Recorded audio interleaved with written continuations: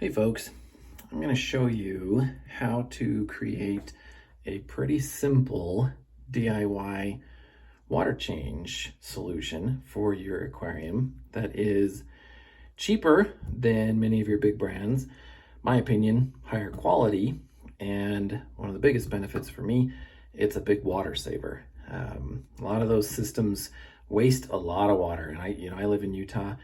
We're in a drought. I just never feel comfortable with that kind of system. And when I mean that system, I'm talking about the siphon systems that you hook up to a faucet that drain water directly into the faucet drain while creating a siphon out of your tank. You know, really cool idea, but you waste a lot of fresh water that's just pouring straight down into your drain to try to keep that siphon going from your fish tank. So this can all be done with only a few parts that you can pick up at any hardware store, really. So there's two parts to this setup. Getting water out of your tank, of course, that's your first step, right? The way I do that to save, again, money and water is really just hook your tube up to a simple pump that you have in your tank. If you don't already have like a canister filter or a power head or something in your tank, you can pick up a cheap pond pump that'll fit this 1/2-inch inner diameter tubing. You can fit that, and you can buy one for 10, 15, 20 bucks, depending. Harbor Freight has them on sale all the time for $10 to $20, depending on how much power you want to get. Aquarium Co-op has one for $20. I'm not sure if theirs fits the 1/2-inch. I'm sure it probably does, because that's pretty standard. I've just never held it in my hand. But you buy one of those, you stick it in your aquarium, just put it down, has suction cups already on it, put it down on the glass, down to the level where you want your water to get down to. So if you're doing a 50% water change, stick your pump down in there at about 50%. Hook your tube up to it and run that hose from your tank into the drain or into shower drain, right? That's important. You don't want to mix these two steps, okay? You don't want to mix the draining step with the refilling step, because you don't want to run the risk of contaminating your fresh water supply. And I'll show you what I mean in just a second. So for me, I'll walk you over here really quickly.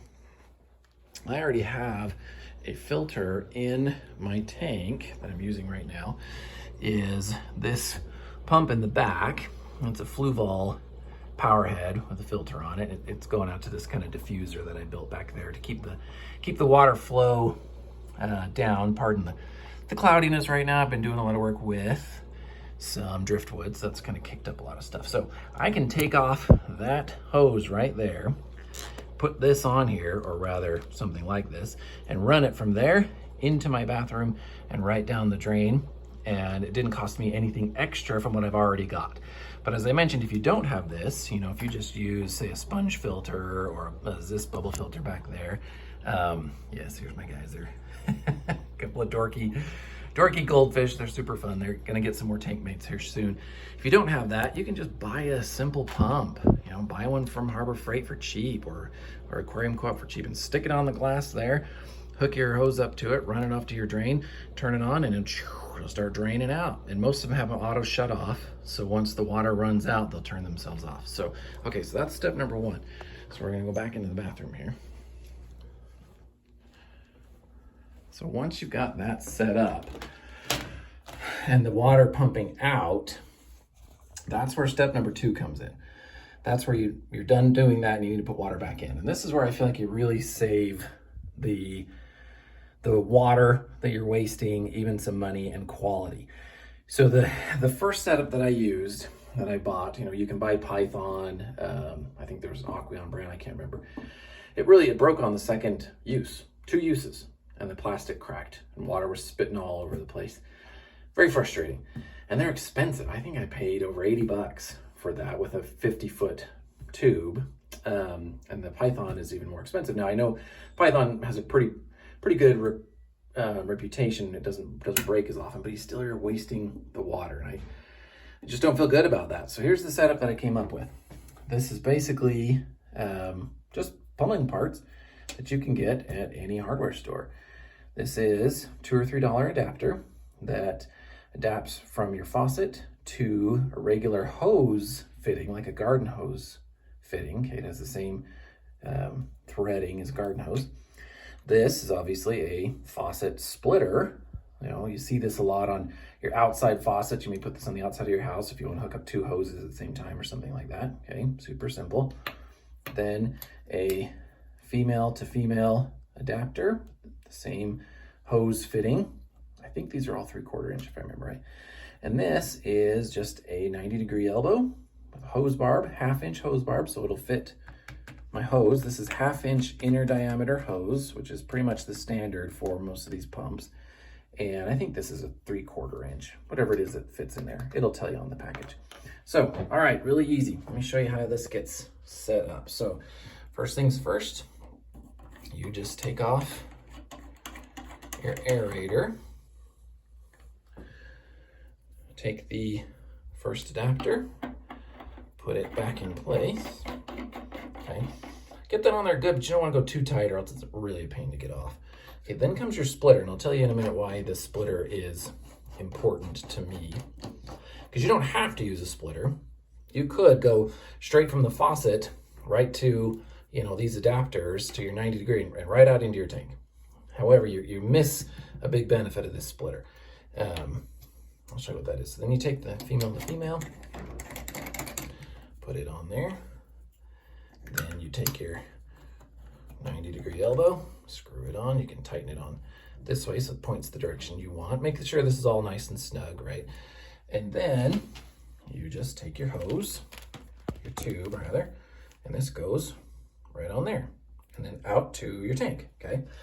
Okay, so this whole setup, that adapter in there is about $2 or $3. This, I paid $9 or $10, but I just saw them at Harbor Freight for $6. So not on sale, you get $6. This was $2 or $3, and this was $2 or $3. And I found at Lowe's 50 feet of 1/2 inch diameter tube for $20. So really pretty good price. So $20, let's say you go the more expensive route, so 20, 30, you know, you're looking at maybe another 10 for all three of those put together. So $40 for higher quality stuff. I mean, this isn't plastic that's gonna break. The only plastic piece on here is this, and you could get that in brass if you wanted to. It just cost you a little bit more. But this is good, high quality. I think it's probably either PVC or ABS, I'm not sure. But it's pretty strong. And it's really cheap, you know, the setup that I got was over $80 and it broke the second time. Some of them are much more expensive than that. I know you can find some of these systems on Amazon for cheaper. I don't personally trust the quality of them. It was frustrating when I came in and used that other one that was a name brand, right? And it broke the second time and water was shooting all over my cabinet, right? Or countertop. I don't want to trust that. So this, I can do it myself and I trust this equipment. Okay, so here's the benefit of the splitter. I tried it once without the splitter and I realized, well, here's the problem. I like being able to set my water temperature. I want to know what my water temperature is before I put it into my tank. I try to get it as close as possible. It's a 60-gallon tank, so I know, you know, if you're putting in not too much water and it's off by a couple of degrees, it's not going to mess things up too much. I know that. But I still prefer to get it as close as possible. So this way, what I can do is I can turn on the water. Here, let's turn this up. There you go. So now these are both on. Okay, so I can turn on the water. I'm going to turn this one off. Let's assume I have my hose hooked up here that's ready to go into my tank. So here, I can set the temperature of my water the way I want it to. And as soon as I'm ready, as soon as that temperature is the temperature I want it to be, all I have to do is shut that off and turn this one on. And I don't have to mess with those handles or however your faucet is set up. The temperature stays the same. I don't have to adjust my temperature because otherwise, if I don't have this splitter, I have to turn the water off, hook my hose up to it, then turn it back on again. And now I don't know if I've got the same temperature anymore unless I go test it at the other end of the hose, which is 50 feet back in the other room. So this gives me the huge benefit of being able to test the water and then just switch it over. So the only water I'm wasting, and here I am wasting water, talking about not wasting water. Sorry about that. The only water I'm wasting is the water that is going down the drain while I'm setting the temperature. So minimal. I mean, and that's something you're going to lose anyway as you're trying to set temperature for your water as it comes out of the tap. That's one of the benefits of doing this, is that you don't have to figure out other ways to get your water up to temperature, especially if you have a warm water tank. You know, if you're doing, I don't know, Blue Rams or something, and you need 80 degree water. This way you can set that temperature. Your hose is already ready to go, and as soon as it's there, you just turn on the hose and shut off the other one, so all the fresh water goes back into the tank.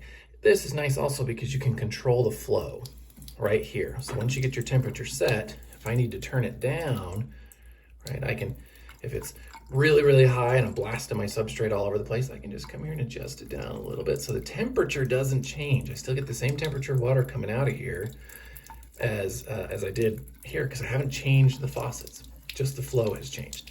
That is awesome. Now, here's the big no-no. You do not want to send your dirty water back through this, okay? So this is the big difference. No, no, no. When you take the water out of your tank, you do that first. Don't connect it to this. This is for fresh water only. Take that dirty water, put your hose, straight down into the drain or into your bathtub or something like that. You don't want to run the risk of contaminating your fresh water supply, because if you push the fresh or the dirty water back through here, if this is turned off, sure, it'll go up in here, and if these are both open, it'll come out there and it'll drain. Don't do it. Stay as far away from that as you possibly can, because you do not want to be sending dirty fish water back up into your culinary water supply, okay? Now, the risk of that is low, but it's still a risk. We get people every now and then where we live that somebody hooked up their irrigation water to their culinary water supply while they're running their sprinklers or something weird like that, and it created a little bit of a siphon, and then we get dirty water into the city's system. So I'm not saying that's going to happen, but just be aware of that and avoid it at all costs. This is for fresh water only, pumping into your tank. Dirty water, don't even connect this. Dirty water into the drain, then connect this puppy up, put the hose on there, and push the clean water back in that way. Okay, that's it, guys. Really super simple. Couple of adapters, high quality parts, cheaper, and saves water.